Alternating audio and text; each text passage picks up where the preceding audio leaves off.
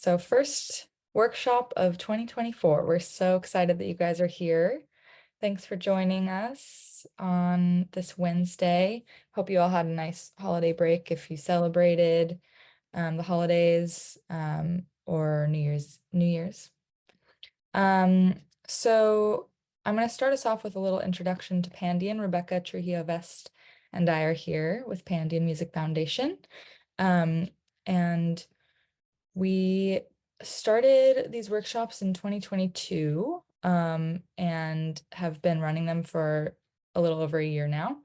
And host these workshops every Wednesday with different guests from the music industry, mentors that lead different themes to help emerging artists and music creators get education that they might not otherwise be able to access because of high costs and fees. So we run all of our resources for free.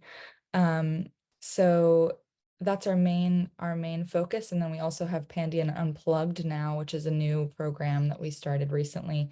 That's a wellness initiative that we're running live streams every Tuesday at 9 a.m.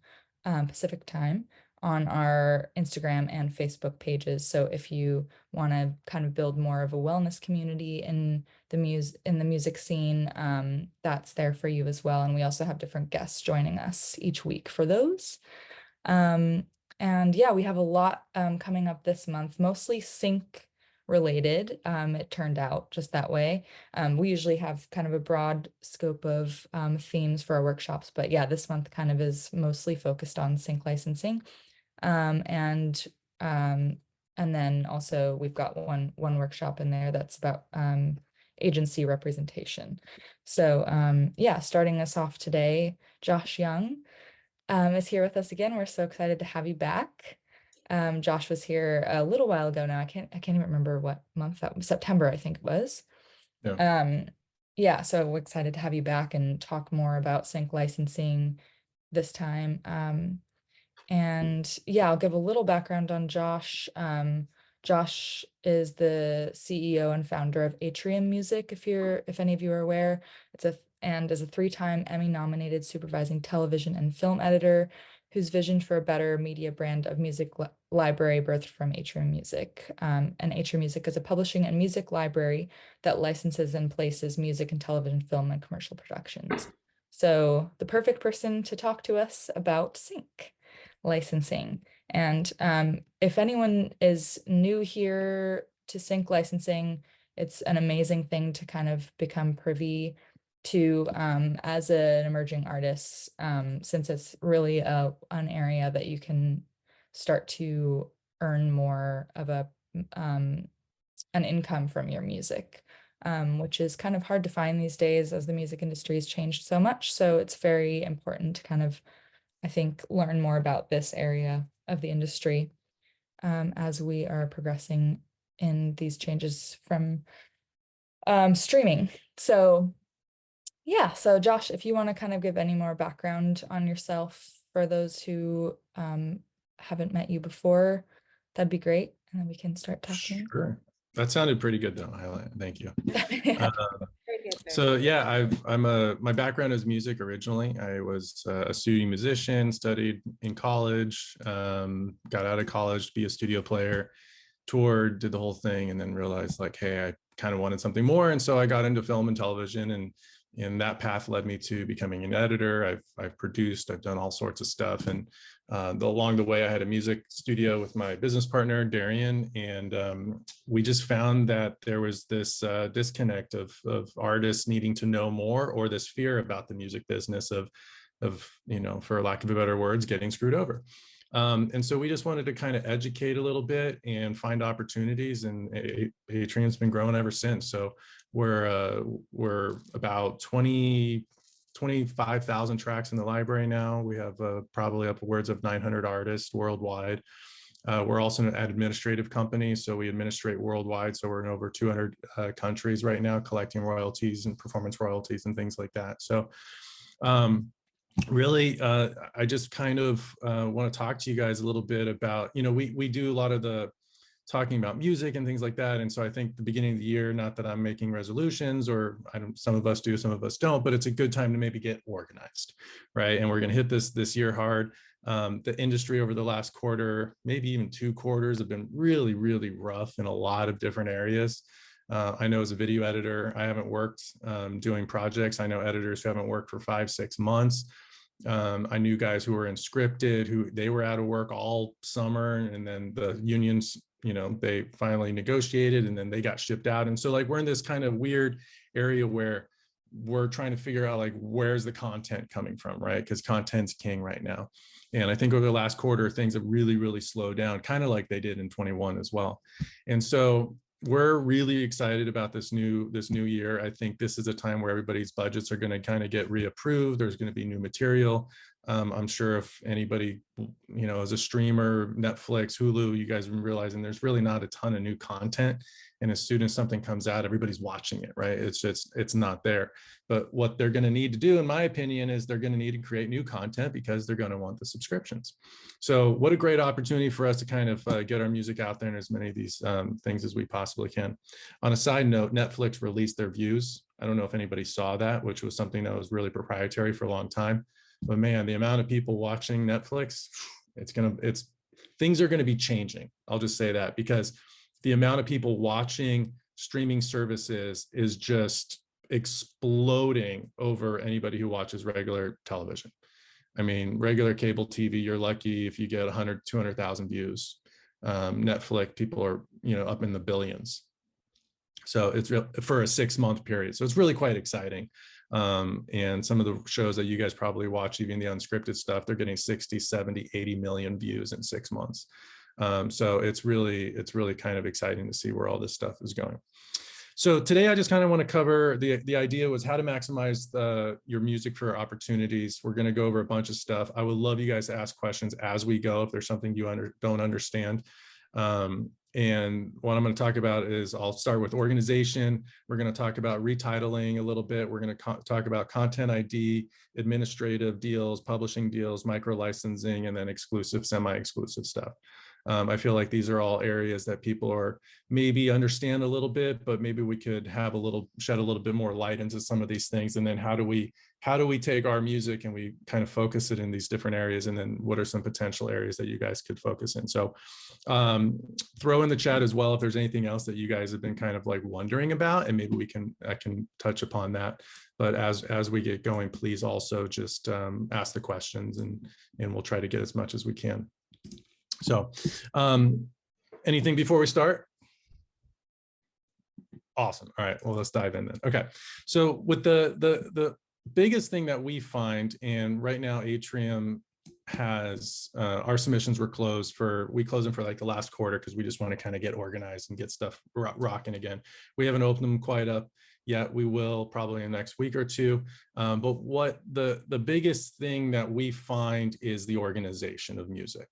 Our biggest challenge is being able to accept music, understand who the writers are, who the publishers are, what all the splits are things registered. The more complicated and unorganized something is, the more difficult it is for us to clear, right? And some of those things are going to be when you guys are writing music, to make sure, especially if you're a single writer, you're going to own all the publishing, you're going to own all the writers. It's going to be pretty easy. It could be registered or unregistered for us. It doesn't quite matter. We just want to know what all the splits are, right?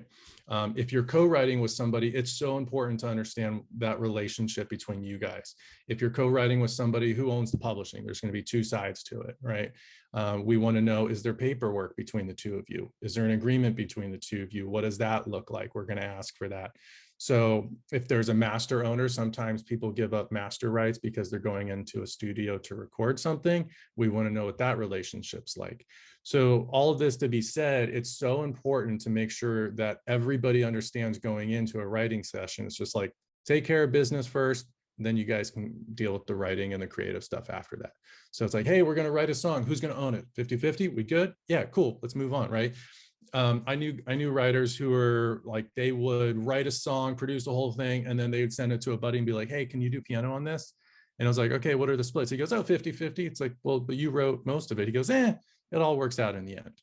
right? So sometimes people aren't quite as precious about all of that stuff. Sometimes people will do things like, oh, you wrote 30% of the lyrics and therefore you only get 30% of the writers, right? There's so many different ways that people end up organizing it. For us, it doesn't really matter as the percentages, as long as they all add up to the appropriate percentages. Does that kind of make sense so far? Some of the stuff we encounter is somebody will submit music to us, and I'm explaining the problem so that way sometimes you guys can understand what issues we face, and then we know how to kind of fix that, have the solutions for them. But we'll have writers submit to us and they own a percentage of the publishing, and the other publisher doesn't want to do it, or they're not down with that and are like, we don't like the agreement, right? And so now we've taken this time to accept the music, we review it, they're like, oh, it looks like there's another publisher. They're like, oh yeah, I haven't talked to that person in years, so, but we're good to go. We're not good to go, right? Or, oh yeah, go ahead and reach out. And they're like, and you reach out and like, we had no idea about this, right? And so sometimes the more hurdles that we have to climb through, the longer it's going to take. Sometimes they won't respond back to us, and it could be 6 months before, we're constantly trying to follow up, and, artists will hit us up and be like, what happened to our music? It's like, we didn't hear back from your co-writer. So all of those things end up being hurdles to make things take a lot longer to get to a point where we can clear something. Now, think of it this way also, which is kind of interesting. Everything that we go through, a regular music supervisor would have to go through to clear a song. Right. And that's why I believe so many music supervisors now are going to agencies like Atrium, like, a dozen other ones that are amazing as well, because we're doing all the work ahead of time. There's a lot of shows now where I'll look at the list of music and it's just music agencies, right? There's no individual artists anymore because the music supervisor doesn't have to work as hard, and they're getting the quality of music that they normally would for indie artists. So the easier it is to clear your music, to be able to accept it into our library, to somebody else's library, to another agency, the faster your music is going to get ingested and the faster it's going to get out there into the world. So any questions on that? So communication, super, super important between you, the other artist, the publisher, the master owner. Everybody wants to know what's going on. And then the other thing I'll just mention real quick was, if you're licensing sounds or beats, or like these other websites where you can download stuff, make sure you know what the rights are. Make sure that you can down it, because there's all these like free beats, free loops, royalty-free music. Typically speaking, those are not for broadcast, right? Those are for you to go ahead and upload to Spotify. You can monetize off of Spotify, off of the radio, off of downloads and things like that. Typically speaking, they're not for broadcast. You have to check to make sure they're from broadcast. Otherwise, what happens is somebody emails you and says, hey, you used my music on this show and you didn't have permission. Oh, well, it was our artist. Let us find out. They're like, oh, well, we thought that since it was royalty free, we could use it. So then you have to go through this little dance and be like, okay, the money's supposed to go to you, but now we have to pay this person. So you're not going to see the money anymore for the royalty, and it has to go to this person from now on. Sometimes it can get ugly. Sometimes it's really easy.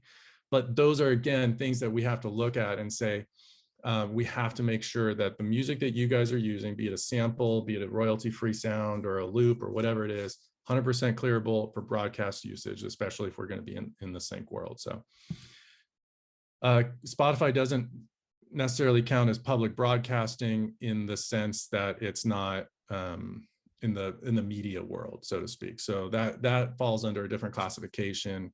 But again, look at the agreements that you guys have, that you download music from. Everyone's going to be a little bit different. So a lot of this stuff is kind of the things you might turn over to an attorney. And since none of us are attorneys, it's just good to overly ask the questions. And so that's kind of what we're going to do today. So any questions on that? I'm going to jump to retitling next. Yes, Patrick. I don't know if you can unmute. Oh yeah, let me see if I can unmute. There you go. Try that now. Hey, Josh. Thanks so much for this. Just a quick question. I write with co-writers that are signed to a major publisher like Concord, for example. So is it like, if I'm submitting music, like I'm hesitant to submit music that has a major publisher attached to it because it's harder to clear for you guys, right? So like, would I just put like Concord as the one stop, for example, to make it easier for you? Because if they're going to clear it, it's probably fine by me. You know what I mean? Or is it just, So that's I don't know what to do with the music that has a major publisher attached to it. well, you need to, first off, you need to just have to communicate with them and ask them what ability you have. For us, we wouldn't accept it. For us, for Atrium, we want to make sure that we have 100% control over the administrative. And if you are co-writing with somebody who has a publishing deal, 100% of the time, the other company is going to say no. But it doesn't mean that there's not other agencies that are out there that will allow you to get licenses. You just need to go back to that other publisher and say, hey, what rights do I have to be able to go ahead and do this? There's going to be agencies that may have a front end opportunity that you can work with, but at the same time, you need to communicate with them and just ask them like, hey, can I do this with this music? Or is it just end up being something you're like, hey, I'm just going to put it on a shelf because Concord's going to do with what Concord's going to do with it, right? So those are things to kind of think about. Yeah. But that's great. I'd keep writing and, get your music out there as much as you can with people. Bruce, what's your question about the split sheet? Thanks. If you raise your hand, it's easier to find you and unmute you.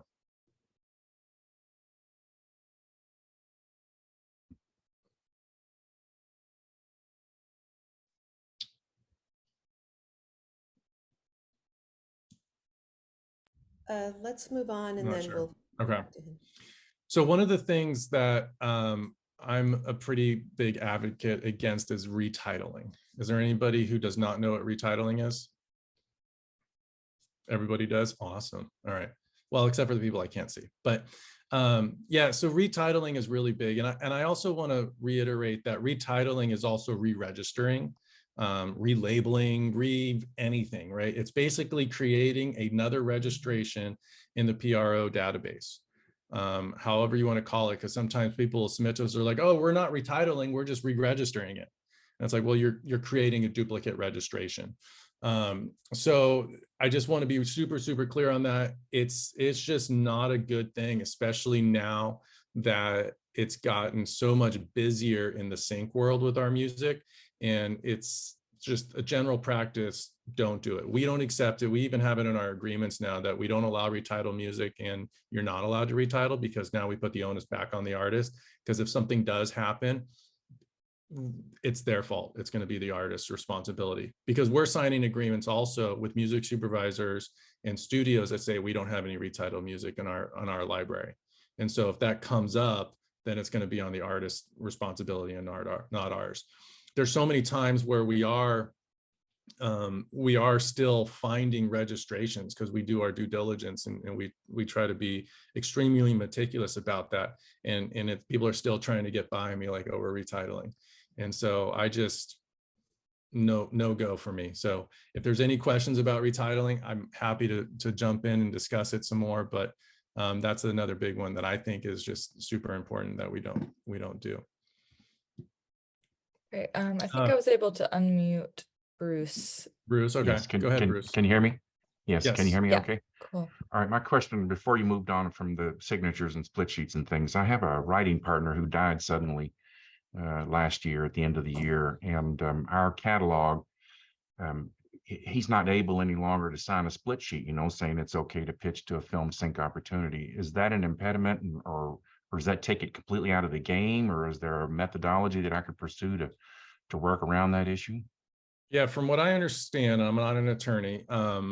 We had that same issue happen. The copyrights belong to his estate. And so whoever's in charge of estate will then be in charge of that. For us, when we had that happen, we knew the wife, and she's like, yeah, keep doing what you're doing. And so now we just ended up having to get, I can't remember the form we got. It may have been a certificate of death and a certificate of direction. And then we could change the billing back to the wife at that point. So you need to discuss it with an attorney, discuss it with the estate, and figure out how to kind of go from there. But yeah, once you navigate that a little bit, then I think you'll be good to go. And can I do a quick follow-up with retitling? So Sure. How is it that I assume you're an exclusive library then, so how do non-exclusive libraries register without, in essence, retitling? Because if I put a song on Crucial Music, for example, they retitle it to append a Crucial Music identifier to the title. How do they go about doing that if that's in essence retitling? Well, if then they're retitling. If not, look, when you do a registration, you can do an alt title, but it's the same registration, right? Yeah. But if Crucial is actually creating a new registration, they are retitling. But I know companies like Crucial and a whole bunch of other companies either used to retitle and don't anymore, or are continuing with that practice as a re-registration. It's just not a good practice, especially with all the waveform recognition stuff that's happening. I've seen multi-million-dollar lawsuits with retitling issues. It's just, to me, it's just not a good practice. I'd rather not do it. And you're kind of cheating the system if you think about it, because my analogy is like, you have a car, and if you own the car, you can't give it to your friend and say, you're also the owner of my car, right? Just because you change the paint color doesn't mean it's a different car. Right? We're talking about intellectual property. And by changing the name of it, you're not changing the integrity and the composition. We're cheating the system by this twofold idea where it's like a title and a composition, where the title changes and the composition doesn't, just so we can maximize the potential of monetary value. And to me, that's not right. So I think if you're going to write music and you're going to do this for a living, the cleaner you can manage your business, the better off everybody's going to be at the end of the day, and there's going to be less discrepancies. Because I know that I want to spend much less time having conversations about discrepancies in this business than I'd much rather spend time trying to get licenses, right? So the cleaner things are, the easier it is for us to do our job, and everybody else. So let's see. Okay, so that's retitling. So content. So the other Brad's stuff. got a question real quick. Oh yeah, too. go ahead, Brad. Josh, just want to make sure maybe it's about retitling. Brad? Yeah, go ahead. It is about retiring. Thanks for joining us, Josh. And my pleasure. yeah, I was actually talking with Darian a couple of weeks back about an Atmos room that he was doing. So tell him hi from Brad Lieberman at RSPE. He's a great guy. Will do. A lot of energy, that guy. So retitling, it's not about, say, I have a song called Love Hurts at Atrium. And my partner or whoever, we retitled the song Love Hurts Me, and we register that as a completely different, it's the same song, but just a different title. Is that what you mean by retitling? And then pitching that song to somebody else, and it's the same cut. Yeah, that's exactly retitling. Because you're taking a song, you can call it Sunday or Monday or Tuesday and Wednesday. You can give it to 15 different publishing companies. You're taking a song, the intellectual property of a copyright, and you're giving it to a whole bunch of people under the assumption that they're controlling that intellectual property. So let's say I pitch that song to a music supervisor, your co-writer with the same exact song pitches it to that same exact music supervisor with a different name. And he's like, oh crap, it's the same song. What do I do? Who gets it?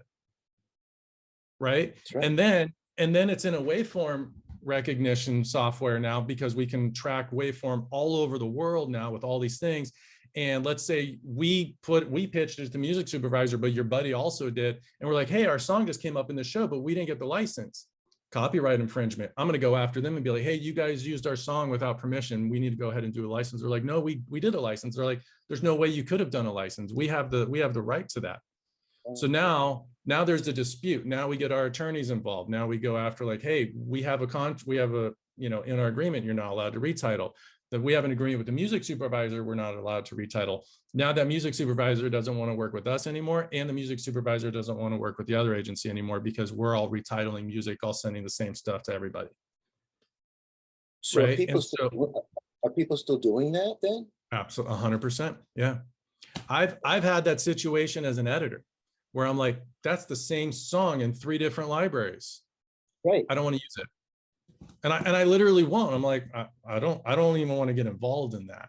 Right. There's much more music I can use as an editor, where, like, why do I have 3 different songs with 3 different names on it?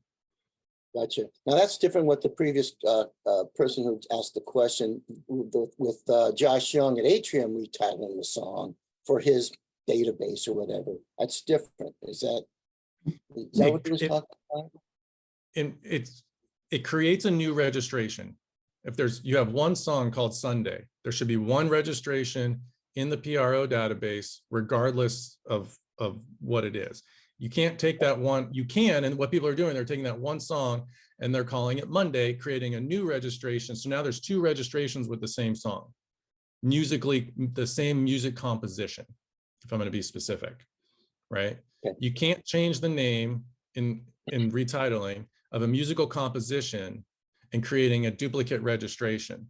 We had this issue internationally, and it took us, gosh, 12 months to resolve, because somebody went and created an alternate registration in another PRO, but we're collecting, like, and it's a mess, right? So my goal for you guys, obviously choose to do what you want, but I want stuff to be clean, right? The cleaner we can have stuff, the better. And so what I'll tell artists sometimes, and we'll get into some of this other stuff, is if you're looking at a strategy for your music, let's say you're producing, I don't know, 50 tracks a year. What I suggest to people is give 10 songs to Atrium, give 10 songs to another agency, give 10 songs to another agency, and so on, right? You kind of diversify your ability to maximize your potential, right? And treat everyone as an exclusive deal, right? And that way you're not confused. You're like, oh, are they semi-exclusive? Are they exclusive? Are they non-exclusive? Can I take this one over here? Who can have this? Like, and sometimes everybody has a different deal, right? Just because like every license we do in this business is a different kind of license. But like, compartmentalize your music. All right, I'm going to do this album and I'm going to give it to Atrium and I'll see what they can do with it. And I'm going to give this song to Lyric House and see what they can do with it. And I'm going to give this song over here to, you know, whoever else, and I'll see what they can do with it, right? And even though you're allowed to do non-exclusive things with your music, sometimes it might be easier just to compartmentalize your music with each agency you're working with. And we have a lot of artists that do that, even though they don't have to, and it seems like they're fairly successful at it. So if you're really jumping into this business a lot and you want to just kind of focus on like, I'm going to write music, do it that way. And that way you're not managing your own music and don't have to create these massive spreadsheets. It's like, what can I do with my music here? What can I do with my music here? So that's kind of my advice if this is a world that you guys are diving pretty hard into. And that way there's less conflicts at the end of the day, if that kind of makes sense. Yeah, thank you so much. I'll just move on to the next. Did I miss any questions here? Let's see. I haven't seen any others that haven't been Okay. answered yet. So- but I'll keep track. Okay, so as far as maximizing some of the other stuff that I've heard about and we've run into, and I talked to a lot of other companies because some of the owners of companies, we like to just talk and we'll chat about like, what issues do you guys run into? And we'll kind of like help each other a little bit and say, oh, this is how we could do this better. And so we've come across certain things where it's interesting, where now we have like, so Atrium's we're an admin company. We do a semi-exclusive deal. Some companies do non-exclusive. Some companies do front end only. Some companies are incorporating, content ID. And so what I think is important to know when you guys put your music out there is what each of these things are doing. And what we're seeing is artists they'll upload their music to, like, let's say Artlist, and Artlist is taking 100% of content ID now. I think exclusively. They changed their model, so I'm not sure if it's forever in perpetuity. But then people will upload their music to like TuneCore and opt in for content ID, right? And so people are looking at all these different places to put their music, and they're like, oh, look at all these opportunities to collect. I'm just going to say yes to everything. And what's happening is there ends up being a massive amount of conflicts in all of these different deals. And so then all the companies are sitting there having to communicate with each other and be like, okay, who signed with who first? Because it starts to kind of get really complicated and messy. So I say all of that again to kind of reiterate, like, I do believe it's important, if you can, is to kind of segregate some of your music to the different opportunities that you're doing. And that way there's less conflict. I've seen stuff where, people are placing with Artlist, but then you place a music in a show and that show puts it on the internet, and now there's a conflict of copyright. Some companies are easier to work with than others when it comes to content ID. And so it's starting to get really complicated. And so that's why I thought it was this was a really good opportunity to kind of talk about some of these things and clarify some of these things, since none of us are attorneys, and we're constantly looking at agreements and contracts and things like that. So, all right, any questions at this point? Feel free to Anything raise your Yeah. virtual hand if you want to ask a question. No questions. Yeah. All right, that means I'm explaining it really clearly then. That's a good sign. Just kidding. Yeah, you're very good, Josh. Thank you. So, okay. So that is kind of, I think if there's, you know, and we kind of step back from the creative aspect a little bit. Obviously, this is more like the business management stuff, like how are we doing things, the organizational, the different opportunities. There's different content ID companies, and I think content ID is really, really kind of important right now.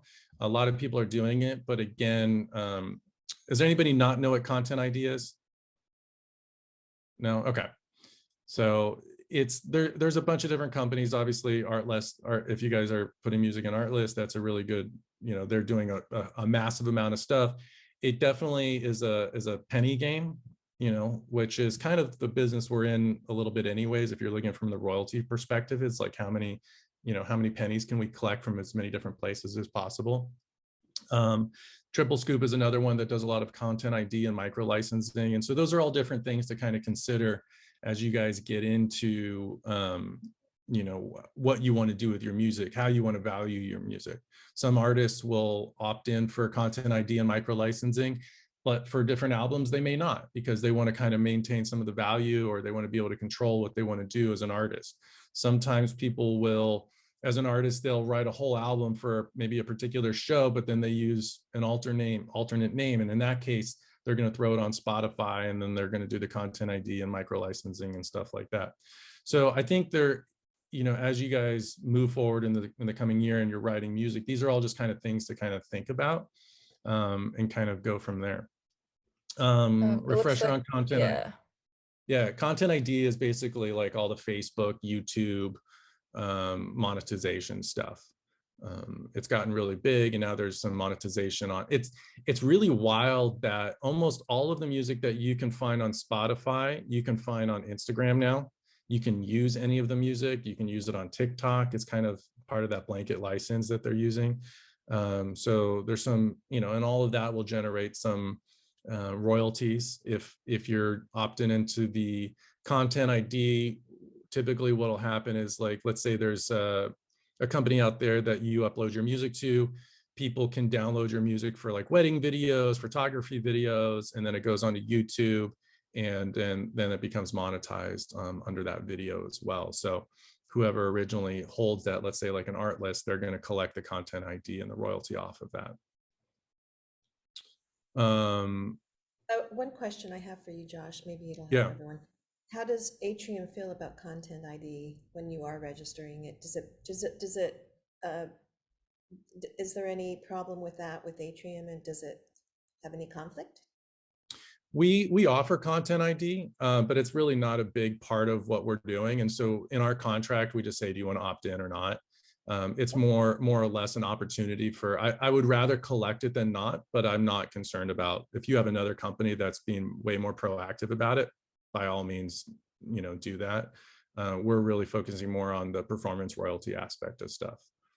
So, but again, it comes down to a communication things. I mean, we'll have people that like, yeah, they'll like have Atrium opt in for the content ID, and we go and register in a content ID, and all of a sudden they're like, hey, my music is coming up with a copyright claim from, you know, this other company. I'm like, well, you opted in for content ID for us. They're like, oh, I didn't know what I was signing.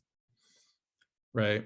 And so that is one of those big things. There's like, please know what you're signing. Please know all the terms of your agreements that you guys are signing. And that's why, again, I kind of talk about like segregating your music into different groups with different contracts, because it is difficult to sign with, like, let's say an Atrium, and then you go and sign with an Artlist. Are those agreements conflicting? Right. And that means you have to understand both agreements really, really well. And so what we'll ask for is, if somebody has a question, they're like, oh, you know, one of our questions is, are you placing your music with anybody else? And if the answer is yes, we say with who. And sometimes we already know the agreement. If not, we say, go ahead and send us that agreement. Let's see if it conflicts. a lot of the artists who are active with us, they will actually send us their, come to us and be like, hey, I have an opportunity to work with this other company. Can you see if it's a conflict of what you guys are doing? And so we'll review the contract and be like, yep, you're good to go. Go ahead and work with that other company. Right. And so that's kind of like that semi-exclusive part where we want artists to be able to maximize their potential. And so we don't sign people exclusively to us. We want them to be like, hey, you want 4 songs, 5? Well, we require a minimum of 10, but so you want 10 songs with Atrium, go put 10 songs with somebody else, and let's see who can work for it, basically. Is it kosher to register one mix with one agency and a different mix in the same song with another agency? Yeah, dance mix. I don't know. I think that's a gray area. I think that's happened a little bit, but that's a different master, I believe. I'm not sure. I'll be honest. I'm not 100% sure on that one. I can't remember how we've done it. Sounds like a remix, so it would be a different. Yeah, but it's still it's a remix. Is Jen on here? I don't see her. Jen deals mostly with that, but yeah, I'm not 100% sure on that question. Yeah, when TuneCore, I think CD Baby has content ID. They also have administrative services, and that's another thing we run into when people use TuneCore or CD Baby, and I don't know what the service is called, but they opt in for like royalty collection. I don't think people necessarily understand that that's basically entering into an admin deal. And so when people want to place music with us, we can't, because TuneCore has a claim on it for a year and we have to wait for them to dissolve that. They're like, oh, I didn't know. And that's usually the response. I didn't know. Yeah, right. CD Baby. Yeah. CD Boost used to be CD Baby Pro. Okay. Yeah. So they do publishing admin, which is great. If you're just an artist and you're like, I don't want to deal with it, but my guess is everybody here in sync, they want to deal with it, and you guys want to maximize your potential. So don't opt into things like that. Just get your music out there and get agencies who are actively trying to place your music to place your music. So that's a great point. Can you register? You can register content ID and not register for the publishing admin. Yeah, I would. Yeah, you can. The content ID too is also, keep in mind, it's like a worldwide in perpetuity license, right? So if it goes onto a piece of video, it's going to be on that video as long as that video is there. It's constantly going to be collecting it. There is ways to opt out of content ID, but once something's attached to a video, it's very typically impossible to get it off that video for whoever's collecting on it. So Teresa's got a question. Yeah, go ahead, Teresa. Can unmute now. Yeah. Perfect. Hi, Josh. Nice to see you again. Likewise. I have a question about if you're monetized on YouTube, is that the same thing as content ID? Like, should I make sure that my songs don't go on YouTube for that reason? Why would you not? If I'm monetized and I can make money from YouTube, is that going to be a conflict of interest with the song? Why would you not want it to be on YouTube? Because my YouTube is monetized. In other words, is that the same as content ID? Not necessarily. I think it's the content ID is like where that song is used. So if I'm doing a wedding video and I take your song and I put that song in my wedding video, that particular video is being monetized, not the song in general. Like not wherever that song, does that make sense? So I think it also depends on where that agency is. So I'm also of the mind of like, if you're going to do this, put it out there and put it out in as many places as you can. Right. So if you are looking to monetize, don't restrict yourself from putting it out there on YouTube if that's another revenue stream for you, if that makes sense. And then you guys would still use it? Yeah, Atrium. Yeah, we would use it. And I'm sure other agencies would use it too. Again, every agency has a little bit of a different deal. Some agencies are going to be 100% exclusive, meaning that if you give them that song, anything that comes to them through any means possible, they're going to get their percentage of. Right. So you just have to know what deal you're kind of getting into, and we all need to read the agreements and know what the terms of the deals are. So Yes, Teresa, you're correct to ask that question, and I think maybe everyone should just look at the YouTube agreement a little closer and see. I would Okay, suggest. great. Okay, thank you. I don't know everything about all of this stuff 100%. So those are really great questions. And those are, yes, Rebecca, you're absolutely right. Like we need to look at that stuff.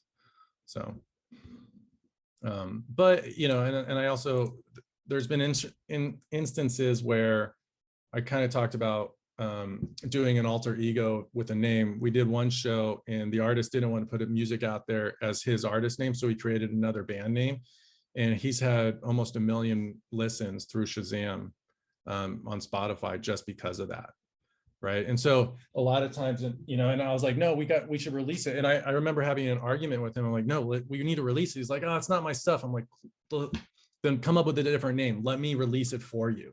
Right. And we did that. And we're glad we did, because now he could cross promote that artist with his art, his name, and like, and it worked out really, really well for him. And we are seeing more and more of that, because the quality of music that are in shows now are more radio friendly. There's a lot more lyric ups. People are Shazamming it, and people are getting 1,500, 2,000 Shazams in a night when their music's on TV. And so as an artist, that is driving people to their website, to the Spotify, to whatever platforms they want to use. So if you're interested in getting your music out there, I would put it on as many places as you possibly can. So all right, let's see. Any questions? Yeah. Go ahead, Julianne. Hi, oops, I just lost my question there. So back to the CD Baby Pro, the admin publishing thing, because am I correct? If it's admin published, then I couldn't pitch it to you because you would be doing the same thing. Is that correct? Absolutely, 100%. Okay, so if I said, take me off of this, and that agreement expired the end of last year, they said they still continue to collect for a year after or something like that. I mean, can I pitch it to you if the agreement is no longer valid? Is that, yes. Am I good? You're good. Typically there's some sort of sunset collection clause, right? Same thing with international sub-publishers, same thing with like, all of these agencies. But yes, we can register them. And then I think the way that it's been explained to me from an attorney recently is like some of that money will end up going back to them if it's collected within that period of their term. And then any money moving forward from that agreement term will then go to the new agency. Does that make sense? Cool. Yeah, thank you. Right, Julianne, that's been a problem with a lot of people with CD Baby. So you guys who are first registering with CD Baby, just look at that agreement closely, because it takes a long time to. Yeah. It looks like, and it is true, like it looks like an opportunity when you're like when you're registering music through a distributor. It's like, oh yeah, I click that because it's asking it, like the way that it's phrased, it is kind of confusing on those sites. So just, yeah, make sure, just avoid that if you're looking to do sync licensing yourself. Yeah, it is confusing. Michelle. Yeah. It is also worth reaching out to if you're in a deal. This actually happened personally. Because that happened to me ages ago when I didn't know anything about sync licensing, and I had opted in for the publishing, and then later I was still active for like a couple years, and I was like, ooh, maybe I could. So I emailed them, and they were able to cancel it like mid contract. So it is worth, wow. Yeah. I don't know if that always happens, but it did work for me when I reached out to them, I guess, if that could help someone. Yeah. I use DistroKid. I like them, but they also have an opt-in thing. They're not as like in your face about it, from what I understand. It's just a box you check. But again, it's like if you don't read the box, you're opted in, and and I think every box now is so important. What we started doing in our agreements is we do a cover page, and on the cover page now it says this is what you can do with your music, and you have to initial it in layman's terms, and this is what you cannot do with your music in layman's terms, and then we go into the agreement, because we really just wanted to be super clear with people. It's just so easy to not read an agreement and be like, yeah, it sounds great, and it's like, no, we really want people to understand what the agreements are about. I've also had people call us and be like, hey, my friend said it was fine and that you don't do this. I'm like, did you read the agreement you signed? They're like, well, no, but they said. I'm like, you can't take somebody's word. You need to read the agreement, And that way you just understand what you can and cannot do with your music. It's your music, right? So some of these agencies are exclusive. Some of them they're upfront. Some of them are, semi-exclusive. Some of them are non-exclusive. But what does non-exclusive mean? Does that mean they can retitle? Does that not mean they can retitle? Right. So it's so important to know. And then if you're giving to an agency that's non-exclusive, but they're retitling, then you can't give it to all these other companies. Right. So it's just really, really, I mean, I keep saying it, but it's so important to understand what that is. So I'll briefly go over it. Admin deals. Is there anybody who doesn't know what an admin deal is? I don't see any hands. Okay. So admin deal, did I get one hand? Beverly, is that you? Okay. So an admin deal essentially is an administrative deal. It means the agency that you're signing with, they become the administrator to your music. The best way I explain it is like if you're an actor, it's your manager. Everything is going through your manager before you get the deal. So everything on the publishing side is going to go to the administrator, royalties wide. And it allows us to collect, like, so we're an admin company. So we collect worldwide and over, I don't know, however many countries there are, over 200 countries that we can collect in. And then all of those royalties come to us and then we go ahead and pay them out to our artists. So we're collecting on behalf of our artists, where the majority of artists don't really have that ability. Now, our normal PROs will do that, but there's such a lag time to the amount of, I mean, it could be years before you're seeing something that was actually placed, because by the time they look at it and they collect it, it goes to that PRO, and then that PR sends it to your local ASCAP, BMI, or CSAC, and then they send it to you. And so there's such, and the majority of international companies maybe pay out twice a year. It's not every quarter. So some of them, I mean, just, so having a sub-publisher in different countries representing you ends up just kind of getting that money to you a little bit faster. And they're also more inclined to go ahead and close the sieve, if you will, to try to collect more royalties on your behalf, right? Because now there's somebody actively, boots on the ground, collecting those royalties in those particular territories for placements that you secure. So those are the benefits of having an admin. Is an agency the same as the library? Yes, essentially. I think we say agency now because there are a little bit of different deals. There's some agencies that still go back to the artist and get permission. There's agencies that are front end only. There's agencies that do like referrals that are kind of like managers. And then, Atrium, we're an agency in the sense that we're semi-exclusive, but we pre-clear one-stop stuff. And then there's like exclusive companies, they're an agency, but they do all one-stop stuff. So I think that's just kind of like a general term now. So it sounds a little bit better than library, and we're not quite a record label. I don't know. Just to clarify too, I'm sure everyone knows this, but there might be the one that is new. This is per song. This is not per artist name. So just per song, or your 10 songs, whatever you have with Atrium. With Atrium. Right? Yeah, and that's something I was going to talk about. So like some companies, like, so Atrium, we do it per song. Thank you for clarifying that, Rebecca. Yeah, so Atrium, we do it per song. And I'm not here trying to sell Atrium. I'm just using it as an example of a company that you guys can understand and ask questions about. But so we do it per song. There's other companies that will just do full admin deals, which we do also. So we have other artists that we can't clear 100% of their music. So we just do full admin deals. So we take a percentage off the top of their whole entire catalog off their publishing company. That's more of a typical admin deal where you sign up with somebody and you're a publisher, and every single song you have under that publishing name, they take 15% no matter where it comes from. And they're managing that catalog. That's a more standardized admin deal, if you will. A lot of big artists will have an admin deal because they don't have to worry about all the different publishers that are involved. So that's a standard admin deal. Atrium, we're per song. Publishing deals are essentially somebody's going to own the publishing that you're writing for. So like a lot of the big labels, you write music, they own the publishing, you write the music. That's more of a publishing deal. We've had artists, I'll just put this out there. If you get a publishing deal, it's kind of cool in the sense that sometimes they'll give you a lot of big upfront money. And then you're writing for years. It's different. Every deal I've seen has been a little bit different. Some of them are recoupable.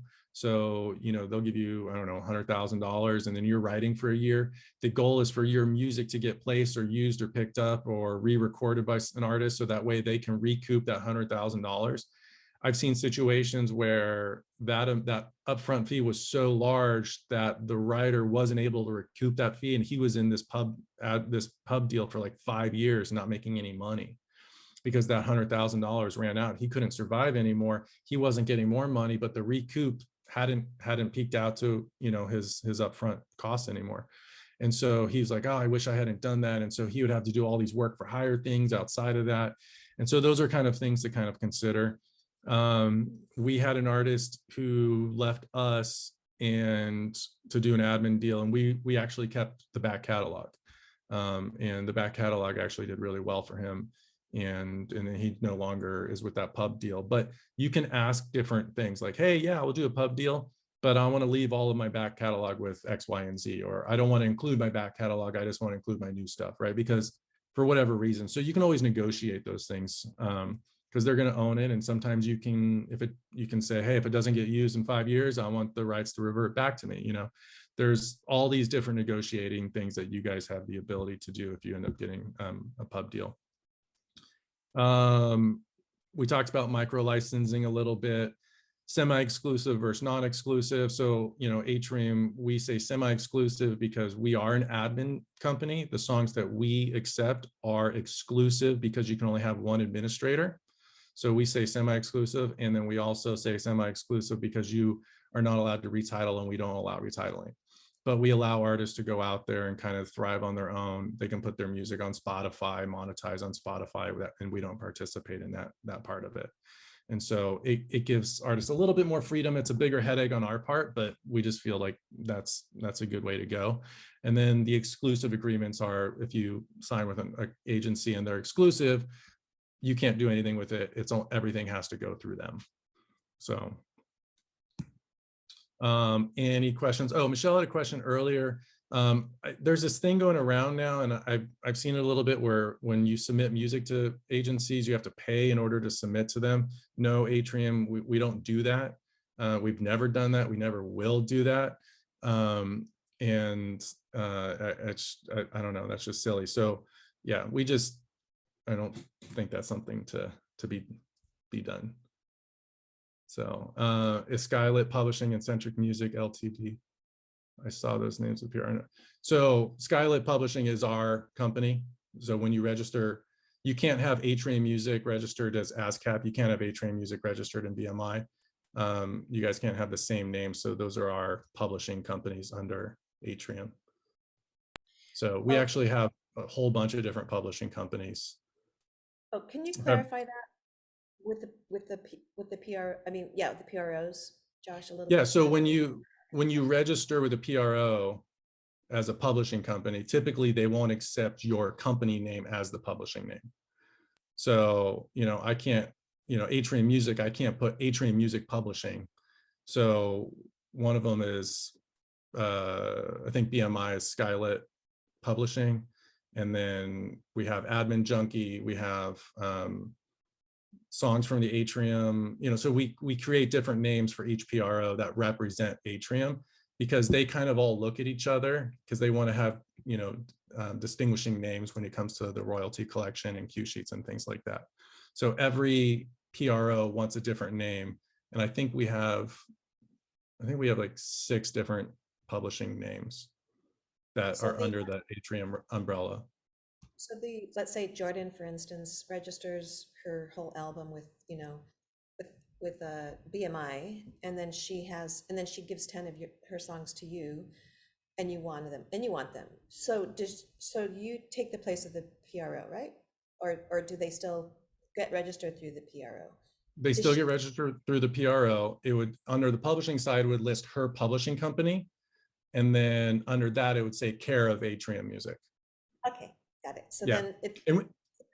then so the PRO wouldn't be responding to Jordan's 10 songs. You would be taking care of that 100% admin, correct? On the publishing side, yes. Right. On the writer's side, it still goes directly to her.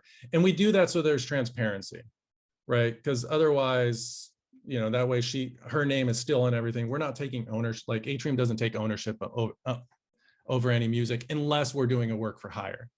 And in that case, that's all negotiated ahead of time. We're like, hey, write this song, Atrium's going to own it. In that case, Atrium would be the publisher and the person would still be the writer, if that makes Okay. sense.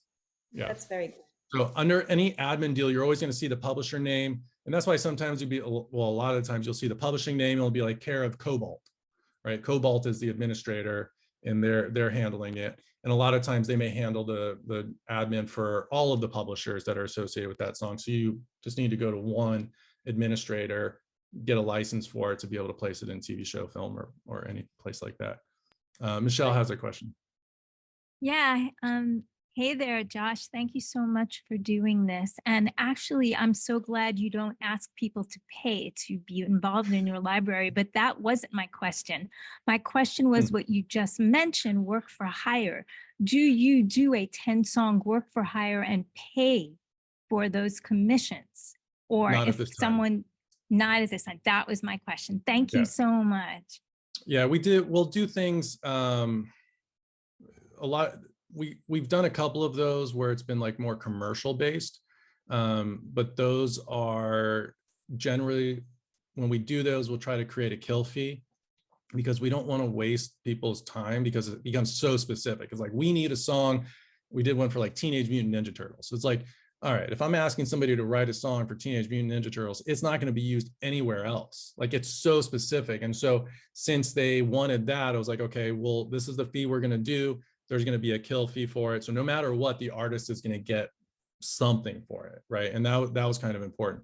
Other than that, we haven't done that yet. I'd like to do that in the future, but we're not. Yeah, because I do that for a lot of production music companies. Like they'll hire me to do a 10-song album or 20 songs or whatever, and they pay me a fee up front to make the music. Yeah. And we have a lot of artists that do that.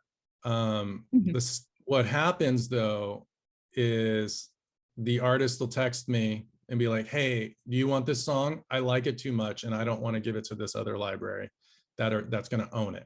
Like, even though they're paying me to write music, I like it too much and I still want to own it. Like, can we put it in Atrium?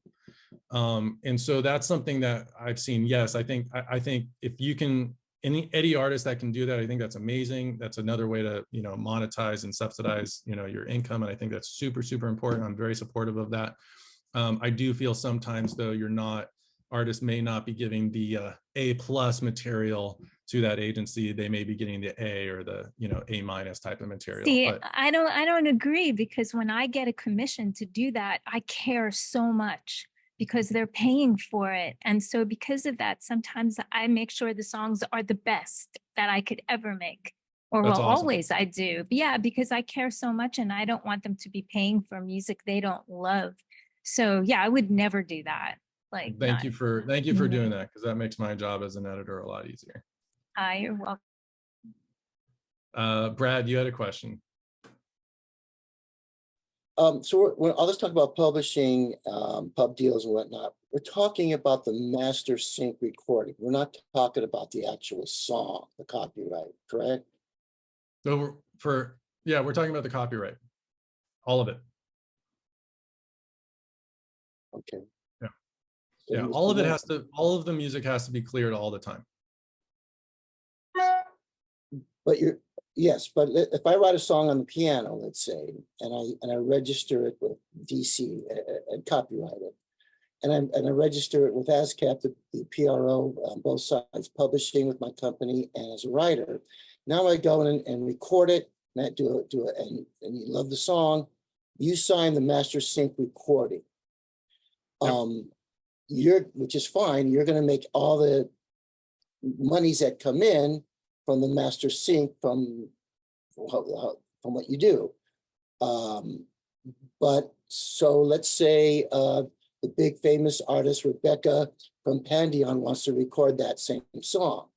And she records that song. Do you have any interest still in that song? We do. Yeah.